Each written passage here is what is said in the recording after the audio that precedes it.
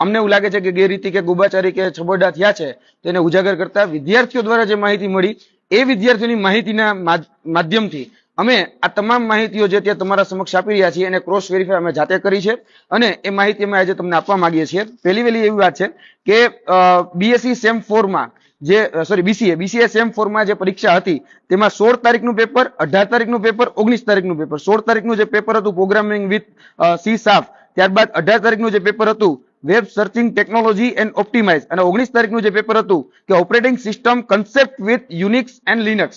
આ જે 3 પેપર હતા એ 3 પેપર સોશિયલ મીડિયાના અલગ અલગ ગ્રુપમાં આ પેપરો વાયરલ હતા. જે પેપર વાયરલ હતા એ હેન્ડ રિટન લખાયેલા છે, હાથેથી લખાયેલા છે, જેમાં 5 માર્કના જે પ્રશ્નો છે એ 5 માર્કના પ્રશ્નો લખવામાં આવ્યા છે. ટોટલ જોવા જાય તો 15 પ્રશ્ન આ રીતે વાયરલ અમને મળેલા છે. એ વાયરલ પ્રશ્નોની અમે પુષ્ટિ કરી છે. આ જે વાયરલ પ્રશ્ન હતા પરીક્ષાનો જે સમયગાળો હતો એ 10:30 નો હતો અને જે પેપર વાયરલ થયું છે એ 9:22 એટલે કે 1 કલાક અગાઉ આ પેપરો જે છે એ વાયરલ થઈ ગયા હતા. અમારી પાસે જે પુરાવો છે એ 9:20 ને 9:22 નો છે. બની શકે છે કે એ કદાચ એનાથી અગાઉ પણ વાયરલ થયા હોય એટલે એની પુષ્ટિ અમે નથી કરી શકતા.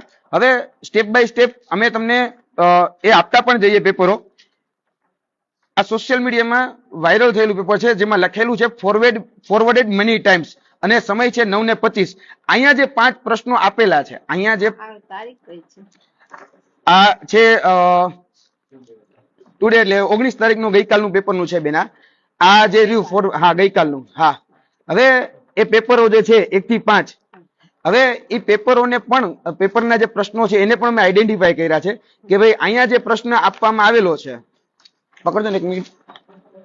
આ જે પ્રશ્ન આપવામાં આવેલો છે એ પ્રશ્ન ખરેખર પૂછાણો છે કે નહીં, તો કે પૂછાણો છે. આ 5 પ્રશ્નો જે છે એ અમે ટીક કર્યા છે. આ એક પ્રશ્નની વાત થઈ, એક પેપરની વાત થઈ. આ બીજો પ્રશ્નપત્ર છે કે જેમાં આ જે મેસેજ છે એ લગભગ 18 તારીખ કે 16 તારીખનું આ પેપર છે. એના પણ અમે પ્રશ્નો 19 તારીખનું પેપર છે. એના પણ 5 પ્રશ્ન જે વાયરલ થયા છે, જે હેન્ડ રિટન છે, એ જ હેન્ડ રિટન ના પ્રશ્નો 1, 2, 3, 4 અને 5 એ પણ અહીંયા ઉપસ્થિત છે. ત્યારબાદ આ વેનસડે નું જે પેપર હતું તેનું છે, તો તેના અંદર જે 5 પ્રશ્ન હેન્ડ રિટન દ્વારા જે મૂકેલા હતા ફોરવર્ડેડ મેની ટાઈમ્સ, તો એ પ્રશ્ન પણ આગળ આપવામાં આવેલા છે. એના પણ અમારી પાસે કોન્ક્રીટ બધા જ આધાર પુરાવા અવેલેબલ છે. મીડિયા વાળાને આપ્યા ને એમાં થોડુંક ઓલું થઈ ગયું.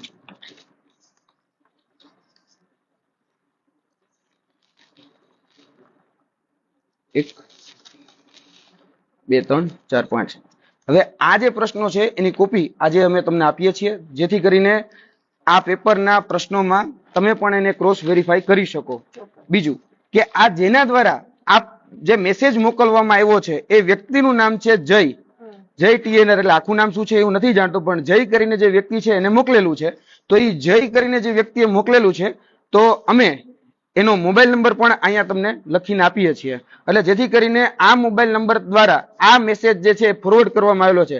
3 પેપર જે છે એ આ એક વ્યક્તિ દ્વારા જ ફોરવર્ડ થયા છે ગ્રુપમાં. 256 કરતા વધારે વ્યક્તિઓ છે, એટલે 256 જે વ્યક્તિઓ છે એના માધ્યમ સુધી આ પેપર પહોંચ્યું હોઈ શકે છે.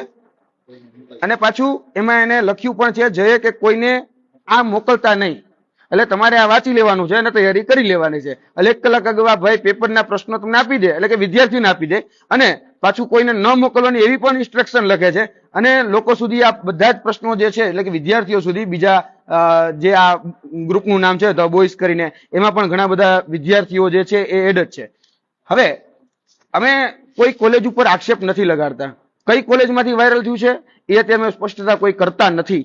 આ જવાબદારી હવે તમારી છે, કારણ કે આની પર નિષ્પક્ષ તપાસ થવી જોઈએ. જે પણ કોલેજ અથવા તો જે પણ વ્યક્તિ કોઈ પણ પક્ષ સાથે હોય કે કોઈ પણ વિચારધારા સાથે સંકળાયેલા, અમારી સાથે કોઈ લેવા દેવા નથી, અમારે કોઈ વાત નથી. પણ અમે એવું તમારી પાસે માંગણી કરે છે કે આની પર નિષ્પક્ષ તપાસ થાય. અત્યાર સુધી જે પેપરો આવતા હતા સીલબંધ આવતા હતા, હવે તમે જે ઓનલાઈન સિસ્ટમ લાવ્યા છો જેથી કરીને એ વ્યક્તિને પેપરલેસ કામગીરી અથવા તો કરી, અમે એવું ઈચ્છીએ છીએ કે ભૂતકાળની જે સિસ્ટમ હતી પેપર સીલબંધ પેપર આપવાની, એ કદાચ અમને યોગ્ય લાગે છે. જો એ અપનાવી શકાય તો એ સીલબંધ પેપરની માંગણી જે છે એ અમારી એક તમે સ્વીકારો તો વધારે સારું.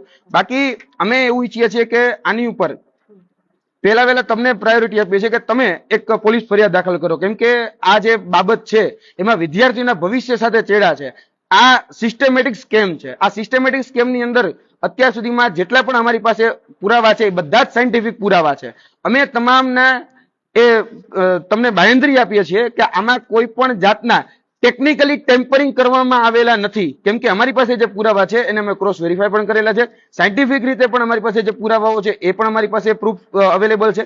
તો એને તમે જો ખરેખર એફઆઈઆર દાખલ કરી અને આમાં ગુનો જો દાખલ કરશો તો ચોક્કસપણે આમાંથી જે પણ લોકો, કારણ કે અમે જે ચેનલ પેકડી છે ઝેડ પેકડી છે, તમારે એ સુધી પહોંચવાનું છે, તો એ સુધી પહોંચવા માટે તમારે આની ઉપર એફઆઈઆર દાખલ કરવી પડશે. અમે આશા અપેક્ષા તમારી માટે એ રાખીએ છીએ તમારી પાસે કે તમે તાત્કાલિક ધોરણે આની ઉપર એફઆઈઆર દાખલ કરો, જેથી કરીને દૂધનું દૂધ અને પાણીનું પાણી થઈ શકે.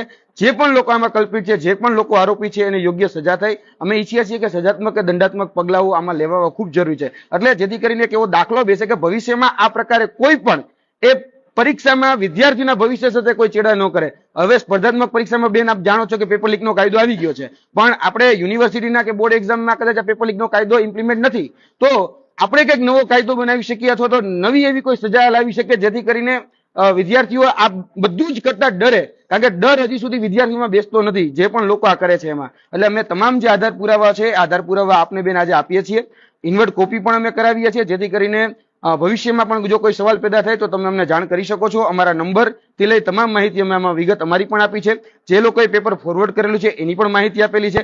અમે તમારી પાસે એક્સપેક્ટેશન એટલી જ રાખીએ છીએ આમાં નિષ્પક્ષ તપાસ થાય, આમાં યોગ્ય તપાસ થાય. જે પણ લોકો કલ્પિત છે, જે પણ લોકો આરોપી છે અને તમે દંડાત્મક અને સજાત્મક કાર્યવાહી કરાવવામાં વિદ્યાર્થીઓની મદદ કરો, વિદ્યાર્થીઓના હિતની મદદ કરો, બસ એટલી જ તમારી પાસે બેન માંગણી છે. જી સર.